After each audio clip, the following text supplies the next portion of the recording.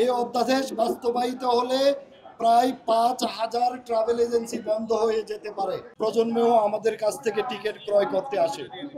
এভাবে আমাদের ব্যবসার প্রসার ঘটে। B2B বন্ধ করতে চাচ্ছেন? সকল ব্যবসায় B2B চলমান রয়েছে।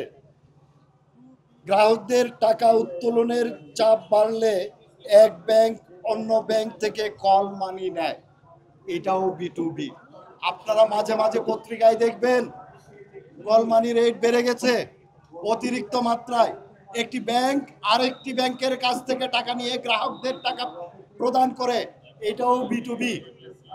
প্রিয় সাংবাদিক ভাই ও বোনেরা, আপনারা আরও অবগত আছেন, বেসামরিক বিমান পরিবহন ও পর্যটন মন্ত্রণালয় কর্তৃক বাংলাদেশ ট্রাভেল এজেন্সি নিবন্ধন ও নিয়ন্ত্রণ আইন 2013 ও ট্রাভেল এজেন্সি নিবন্ধন ও নিয়ন্ত্রণ সংশোধন আইন 2021 এর সংশোধন কল্পে প্রণীত অধ্যাদেশ 2025-এর খসড়া তৈরি করেছেন।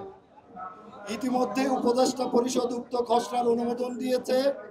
এই অধ্যাদেশ বাস্তবায়িত হলে প্রায় 5,000 ট্রাভেল এজেন্সি বন্ধ হয়ে যেতে পারে।